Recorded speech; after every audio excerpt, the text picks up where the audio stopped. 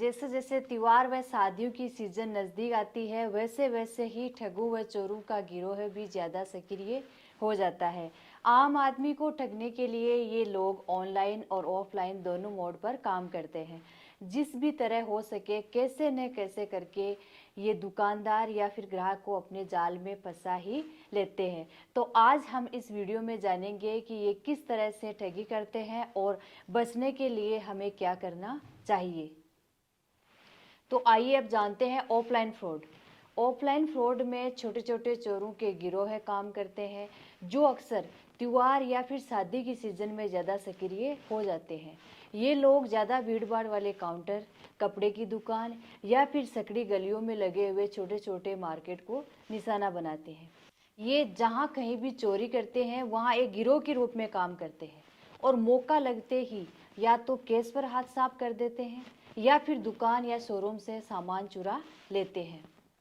तो यहाँ पर कुछ ज़रूरी बातें जिनको ध्यान में रखकर दुकानदार इस तरह की होने वाली ठगी से बच सकता है। नंबर 1, अपने प्रतिष्ठान या फिर दुकान पर हमेशा एचडी क्वालिटी के कैमरे लगा कर रखने चाहिए और साथ ही उनमें आवाज़ भी रिकॉर्ड होनी चाहिए। ग्रुप में आने वाले ग्राहकों का विशेष ध्यान रखें। अगर साथ में छोटे बच्चे हो और लगे कि अजीब सी हरकत हो रही हो तो उनको तुरंत अपनी दुकान से हटा देना चाहिए। अगर आपके प्रतिष्ठान का सेल ज़्यादा है और फिजिकली केस ज़्यादा रहता है तो इसके लिए एक अलग ड्रॉवर की व्यवस्था रखें और हमेशा बड़े केस को सुरक्षित ड्रॉवर में ही रखिए। अपने स्टॉक पर हमेशा ध्यान रखिए। किसी भी ड्रॉवर से अचानक माल कम होने पर अपने सीसीटीवी को ज़रूर चेक करें।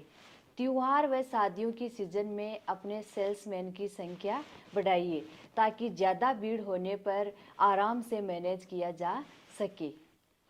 तो आइए अब ऑफलाइन ठगी के बाद ये जानते हैं कि ऑनलाइन ठगी कैसे होती है। ऑनलाइन ठगी के द्वारा रोजाना हजारों लोगों से करोड़ों रुपए की ठगी हो रही है। ये ठग इतने प्रोफेशनल होते हैं कि आम आदमी एक ठगी से बचने का उपाय समझ नहीं पाता कि ये लोग दूसरा जरिया तैयार कर लेते हैं। ऑनलाइन ठगी करने के लिए ये लोग call, WhatsApp message, text message, email के साथ साथ फर्जी वेबसाइट का भी इस्तेमाल करते हैं।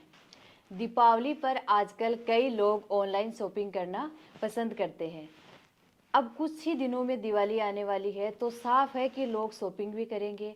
अब जहां अधिकांश लोग आज भी अपने परिवार के साथ बाजार में जाकर शॉपिंग करते हैं, वहीं कुछ लोग अपनी दिनचर्या या फिर समय अभाव के कारण घर बैठे ही ऑनलाइन शॉपिंग करते हैं और इसी समय का फ़ायदा उठाते हैं ये ऑनलाइन ठग। कैसे बनते हैं लोग ऑनलाइन ठगी का शिकार? ऑनलाइन ठगी करने के लिए इन ठगों का एक गिरोह है जो बड़ी बड़ी ऑनलाइन शॉपिंग कंपनियों से मिलती जुलती अपनी फर्जी वेबसाइट और ऐप बना लेते हैं और फिर इन वेबसाइट को फेसबुक, व्हाट्सएप, गूगल ऐड के जरिए प्रमोट करते हैं और साथ ही इन पर सेल होने वाले सामान पर भारी छूट दिखाते हैं और इसी छूट के जाल में फंसकर ग्राहक ऑनलाइन पेमेंट कर देते हैं और एक बार हजारों लोगों को फंसाकर ये लोग इस वेबसाइट को हटा देते हैं। तो आइए जानते हैं कुछ ज़रूरी बातें जिनका ध्यान रखकर हम ऑनलाइन ठगी से बच सकते हैं। नंबर 1, ऑनलाइन शॉपिंग करनी हो तो या तो अपने मोबाइल में मौजूद अथॉराइज्ड ऐप का यूज करें या फिर गूगल पर सही वेबसाइट को सर्च करें। फेक वेबसाइट से हमेशा बचें। नंबर 2, फर्जी वेबसाइट का पता करने के लिए ध्यान दें वेबसाइट के यूआरएल में अगर HTTPS ना होकर केवल HTTP ही हो या फिर यूआरएल में वेबसाइट के डोमेन नेम के अलावा अगर कुछ और लिखा हुआ हो तो वो वेबसाइट फेक या संदिग्ध हो सकती है। नंबर 3, अगर ऑनलाइन शॉपिंग करते वक्त किसी साइट पर 60% से 80% तक का डिस्काउंट हो तो वह वेबसाइट एक फर्जी वेबसाइट हो सकती है। नंबर 4, व्हाट्सएप पर छूट और डिस्काउंट से संबंधित आने वाले लिंक को इग्नोर करें, ऐसे मैसेज भी फ्रॉड हो सकते हैं। ऑनलाइन ठगी से आम आदमी को बचाने के लिए साइबर सिक्योरिटी, सामाजिक संगठन व मीडिया जब तक लोगों को एक ठगी के प्रकार से अवगत कराते हैं, ये ठग दूसरा तरीका निकाल लेते हैं। जामताड़ा जैसे कई इलाके हैं जो खास तौर से फ्रॉड जैसे काम पर ही पूर्णतः निर्भर रहते हैं। वह हर समय कोशिश करते रहते हैं कि कैसे न कैसे करके आम आदमी को ठगा जाए। इसलिए कुछ ज़रूरी बातें जिन पर हम ध्यान रखकर इस तरह की होने वाली ठगी से बच सकते हैं।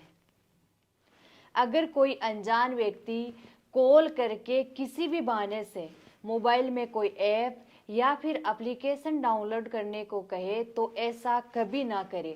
ऐसा करने से आपका मोबाइल हैक हो सकता है। अगर कोई कॉल करके एटीएम या क्रेडिट कार्ड बंद होने का कहकर बैंक की जानकारी मांगे तो कभी ना दे। जरूरत होने पर अपनी बैंक शाखा में जाकर संपर्क करें। एटीएम से पैसे विड्रॉल करते समय विशेष ध्यान रखें, अपने पिन नंबर किसी को ना बताएं। नेट बैंकिंग का यूज करते समय किसी भी सार्वजनिक नेट या वाईफाई का यूज ना करें। बैंक लोन या लॉटरी से संबंधित आने वाले कॉल को जहां तक हो सके इग्नोर करें। जरूरी हो तो संबंधित ऑफिस में जाकर ही जानकारी लें। अपने मोबाइल को हमेशा लॉक रखें व अनावश्यक ऐप डाउनलोड ना करें। अगर आपका करंट अकाउंट है या फिर आपके अकाउंट में ज़्यादा पेमेंट रहता है और आप पेमेंट ट्रांसफ़र करने के लिए अपनी बैंक के ऐप या थर्ड पार्टी ऐप का यूज करते हैं तो ध्यान रखें, आपको ओटीपी व ऐप दोनों के लिए अलग अलग मोबाइल रखना चाहिए। ये कुछ महत्वपूर्ण जानकारी है जिसका ध्यान रखकर ऑनलाइन ठगी से बचा जा सकता है। खास बात यह है कि ऑनलाइन ठगी के अनेक रास्ते हैं और सरकार, बैंक, एनजीओ व सामाजिक संगठन जब तक आम जनता को जागरूक करते हैं, ये ठग और नया रास्ता निकाल लेते हैं। अगर इन ठगों से बचना है तो सबसे अच्छा उपाय है लालच से बचें। ये वीडियो आपको कैसा लगा कमेंट करके बताइए। अगर अच्छा लगा तो ज़्यादा से ज़्यादा शेयर करिए, खुद भी बचिए और अपनों को भी बचाइए। जय हिंद।